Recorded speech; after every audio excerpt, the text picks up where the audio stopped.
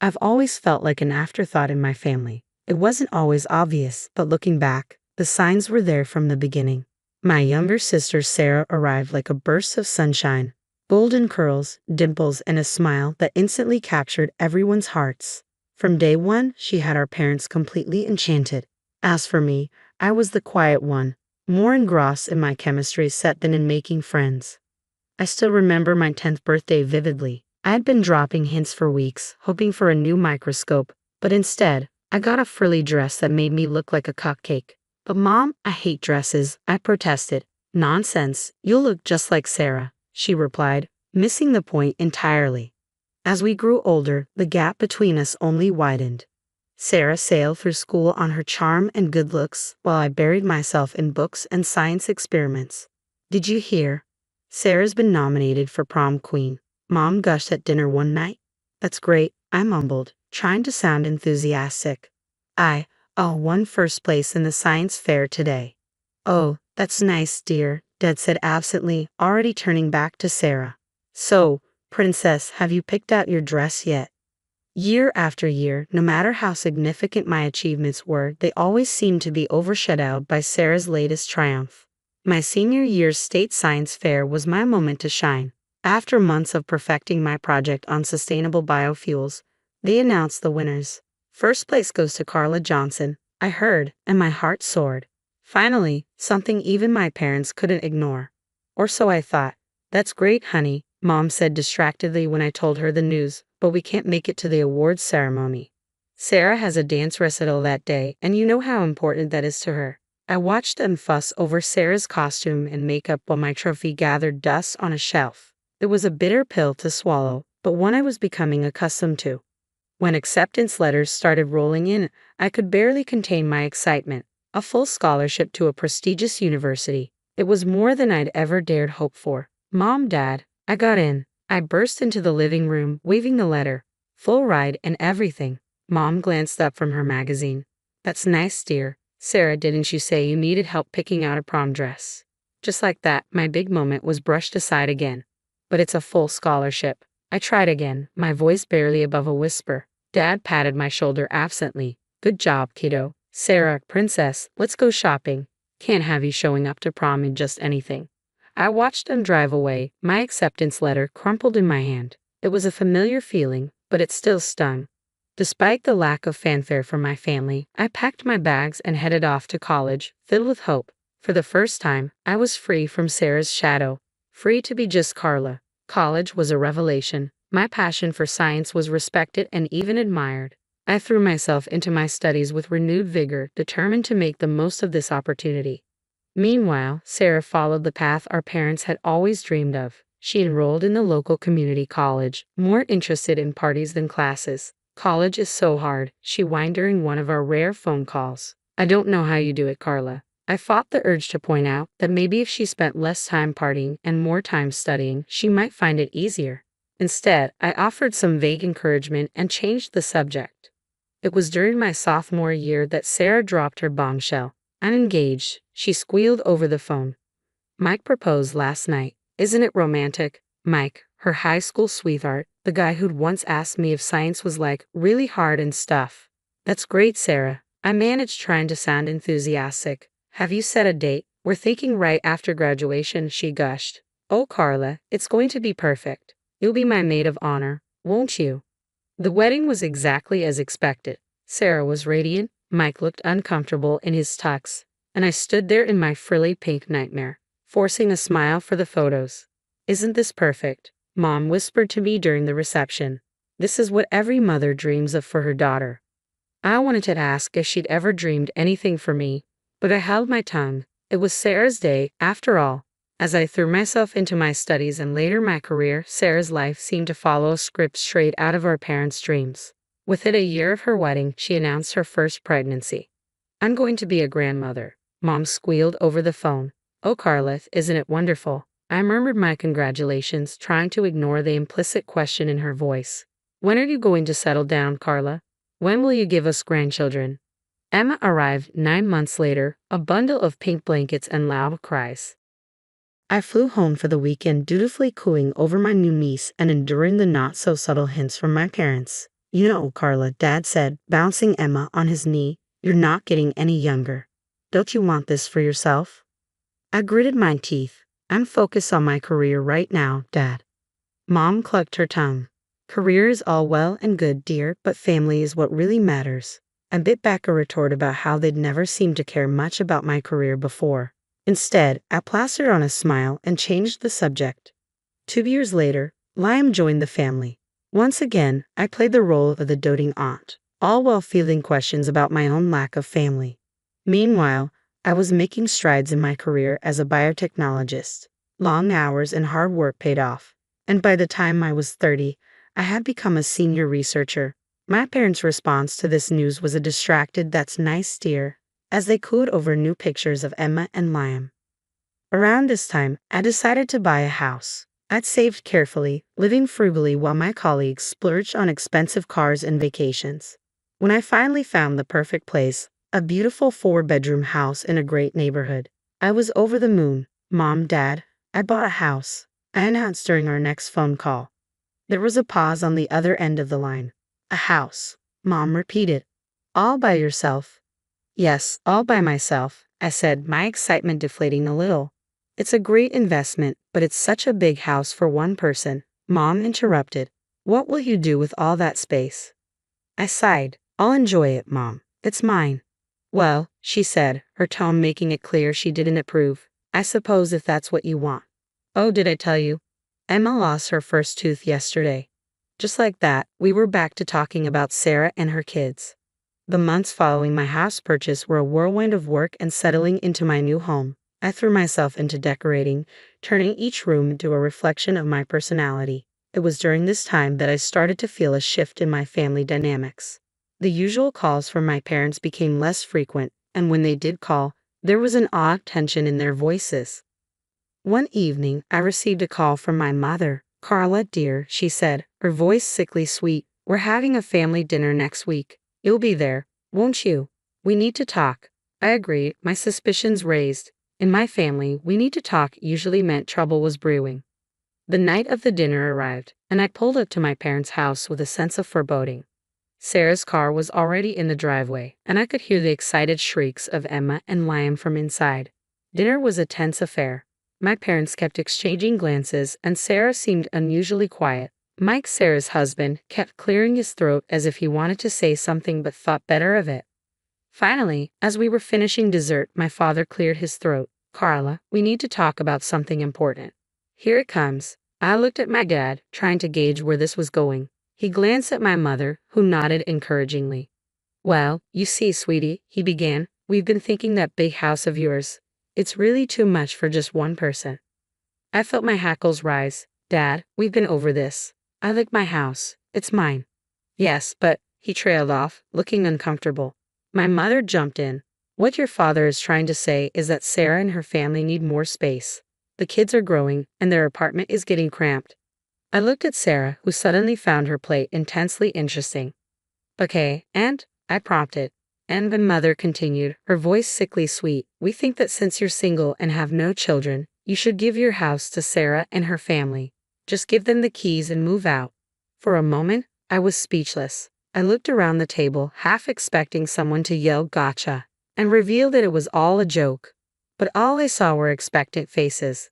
You can't be serious, I finally managed. Now, Carla, my mother said, her tone patronizing, don't be selfish. Sarah needs more space for her family more than you need it. Selfish, I repeated, my voice rising. How is it selfish to want to keep the house I worked hard for and paid for myself? It's your sisterly duty to help in times of need, my father chimed in. I turned to Sarah, who was still avoiding my gaze. And what do you have to say about this? She shrugged, finally meeting my eyes. Well, it would be nice to have more space for the kids. I couldn't believe what I was hearing.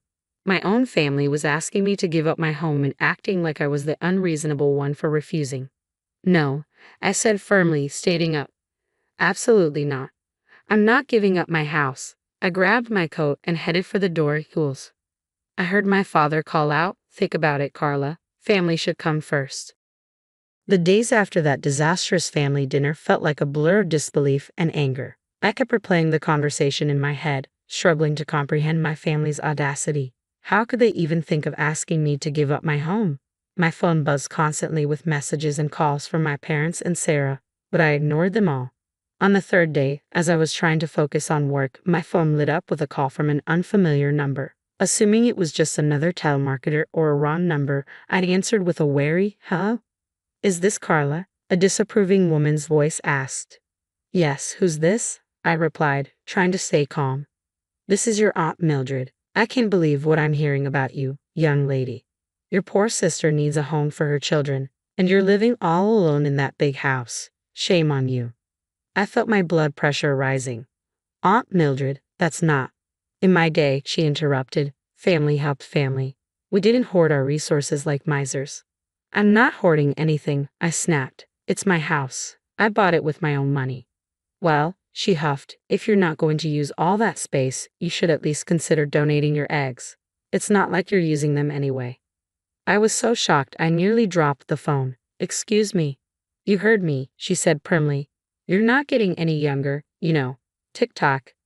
I hung up without another word, my hands shaking with anger. How dare she? How dare any of them?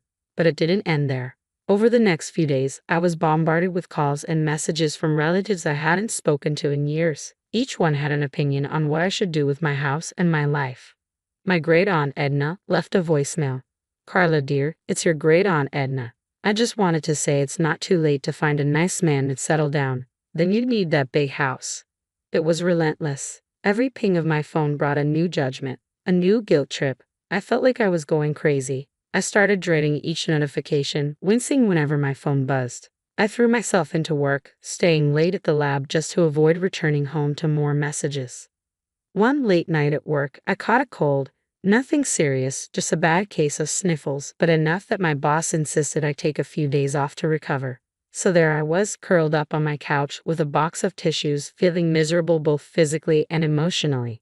My phone had been mercifully quiet for a few hours, and I was just starting to relax when I heard it, a noise at my front door like someone was fumbling with the lock. My heart raced. Was someone trying to break in? I got up as quietly as I could, creeping toward the door. Through the window, I could see familiar figures on my porch. I yanked the door open, startling the people on the other side.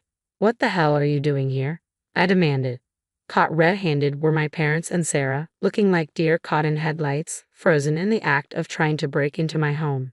My mother was the first to recover. "Carla, dear, we were just worried about you. You hadn't been answering your phone. So you decided to break into my house." I shot back. I couldn't mask my incredulity as I faced my family. My father at least had the decency to look embarrassed. "We didn't think you'd be home. We thought you'd be at work," he mumbled. "And that makes it okay," I practically shouted. "What were you planning to do? Move Sarah in while I was gone?" Sarah, who had been silent until now, finally spoke up. "Carla, you're being hysterical. We were just going to wait for you to come home." It was then I noticed the car parked behind them, loaded with boxes and furniture. My blood ran cold as I realized the full extent of their plan. "You were going to move in?" I asked, my voice flat. "You were actually going to move into my house without my permission?" "Now, Carla," my mother began, adopting that patronizing tone I knew all too well. "We've discussed this. Sarah needs the space more than you do. We thought if we just took the initiative." "You thought wrong," I cut her off. "This is my house. Mine. I bought it with my own money, money I earned through hard work. You have no right to it." Out of the corner of my eye, I saw movement. My neighbors, the Johnsons, were peering out their window, clearly concerned by the commotion. Mr. Johnson caught my eye and held up his phone, indicating he was calling the police. I nodded, grateful for their support. Turning back to my family, I said, "I've called the police. You need to leave now." "You wouldn't," my father scoffed. "Your own family." As if on cue, the sound of sirens filled the air. My family's faces paled as a police car pulled up and two officers stepped out. "Is there a problem here?" one officer asked, eyeing the scene warily. "Yes, officer," I said, taking a deep breath. "These people were attempting to break into my home." "Carla," my mother gasped. "How could you?" The officers turned their attention to my family. "Is this true?" one asked. My father began to stammer out an explanation, but the officer raised a hand. "Sir, attempting to enter a property without the owner's permission is a serious offense. I'm going to have to ask you all to leave immediately." As the officers escorted my family away, I stood in the doorway, trembling. I couldn't believe it had come to this. "You'll regret this, Carla," Sarah called over her shoulder as they were led away. "You'll end up old and alone." I slammed the door shut and slid down to the floor, my back resting against it. Tears streamed down my face, a turbulent mix of anger, hurt, and relief. The phone had finally gone silent. No more calls from distant relatives. No more guilt-tripping messages. It felt like I'd been excommunicated from the family. Part of me was relieved, but another part ached for the connection, however dysfunctional it had been. In the midst of this emotional storm, I received an unexpected message from Aunt Maggie, my mother's sister. We hadn't spoken in years, not since a falling out over some old family drama. Her message was simple: "I'll meet you tomorrow at Café Blue at 4:00 p.m. Intrigued and desperate for any alley, I agreed to meet her. The next day, I found myself in a cozy corner of Café Blue, sitting across from Aunt Maggie. She looked older than I remembered, but her eyes were sharp and kind. "Carla," she began, reaching across the table to squeeze my hand. "I'm so sorry for what you've been through. Your mother called me, trying to get me on her side, but there's more to this story than you know. That's why I asked you to meet me." My curiosity was piqued. I leaned forward. "What do you mean?" Aunt Maddie took a deep breath. "Your parents and Sarah are in serious financial trouble. Sarah and Mike have been living beyond their means for years, luxury cars, designer clothes, lavish vacations, all on credit." I shook my head in disbelief. "But why? How could they do that?" "It's worse than that," Aunt Maddie continued. "Mike has a gambling problem, a bad one. He's been secretly draining their accounts for years." The pieces started falling into place, the desperate attempt to get my house, the constant pressure. "But what about Mom and Dad?" I asked. Aunt Maddie's face grew grim. "They lost a significant amount of money in a pyramid scheme a few years back.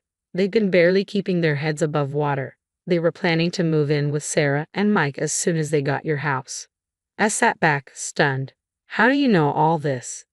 "I work at the bank where they all have accounts," Aunt Maddie explained. "I noticed some suspicious activity and started digging.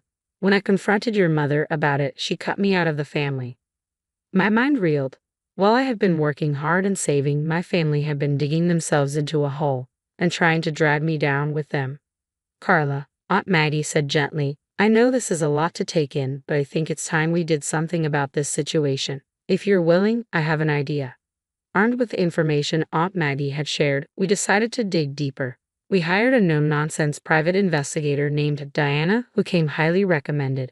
For weeks, we waited anxiously as Diana worked her magic. Finally, she called us in for a meeting. What she revealed left us speechless. Mike, Sarah's husband, had been leading a double life. He was involved in an affair with none other than my cousin Jenny, Uncle Bob's daughter. He'd been funneling money to her for months. Diana showed us bank statements, hotel receipts, expensive gifts, weekend getaways, you name it. "But where did he get the money?" I asked, dreading the answer. Diana's face grew grim. "From his gambling wins and from your parents." Aunt Maddie and I exchanged shocked glances. The betrayal ran deeper than we'd imagined. We decided to host a family gathering at my house. The irony wasn't lost on me. The very house they had tried to take from me would now be the stage for their undoing. The day of the gathering arrived.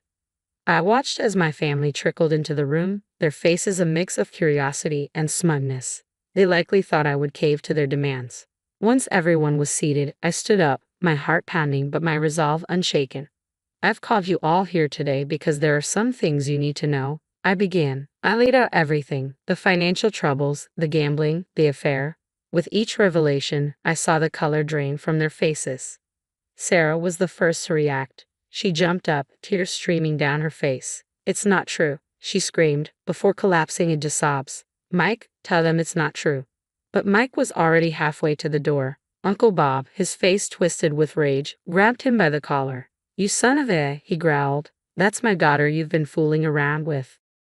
My parents sat in stunned silence. The realization of their exposed financial ruin seemed to hit them harder than the fact that they had tried to take my house.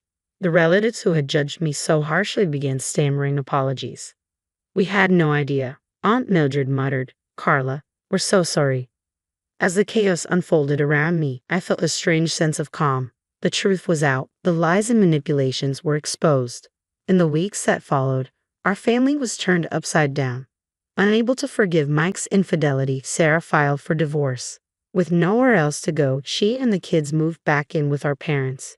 Their reprieve was short-lived. The bank foreclosed on their house, forcing them into a cramped rented apartment where all 5 of them were squeezed into a space smaller than my living room. I watched it all unfold from a distance. After much soul-searching and several tearful nights, I made the difficult decision to sever all ties with my immediate family. "You're doing the right thing, Carla," Aunt Maddie assured me one afternoon over coffee. "It's not easy, but it's necessary for your mental health and well-being." Aunt Maddie had become my rock, the family I chose when my blood relatives had let me down. Our weekly coffee dates became a cornerstone of my new life. As the weeks turned into months, I settled into a new routine without the constant drama and demands of my family. Yet with that newfound peace came a startling realization. I was lonely. "You know," Aunt Maddie said one day, "there's a world out there beyond work and home. Why don't you try something new?" Encouraged by her, I decided to join a local rock climbing group. It was far outside my comfort zone, but as I strapped on the harness for the first time, I felt a thrill of excitement I hadn't experienced in years. That's where I met Alex. He was belaying another climber, his strong hands confidently handling the rope. When he turned and flashed me a warm smile, my heart skipped a beat. "First time?" he asked, noticing my nervous fidgeting with the equipment. "Is it that obvious?" I laughed. We struck up a conversation, and I was immediately drawn to his kind eyes and easygoing nature. As we talked, I learned he was a wildlife photographer with a passion for capturing the beauty of nature. For the first time in years, I felt a spark of excitement about the possibility of a relationship. Alex was kind, adventurous, and understood the complexities of family dynamics in a way few others could. We began dating, our shared love for nature and understanding of complex family dynamics bringing us closer. Before I knew it, we were discussing marriage, a concept that once seemed foreign and unattainable to me. Through it all, Aunt Maddie remained my steadfast support. She became the mother figure I had always yearned for but never had. "Carla," she said to me one day, her eyes misty, "I want you to know something. I've changed my will. I'm leaving everything to you." As I hugged her, tears streaming down my face, I marveled at how much my life had changed. The path hadn't been easy, but it had led me to where I was meant to be. With Aunt Maddie's love, Alex's support, and my newfound strength, I was ready to embrace whatever the future held.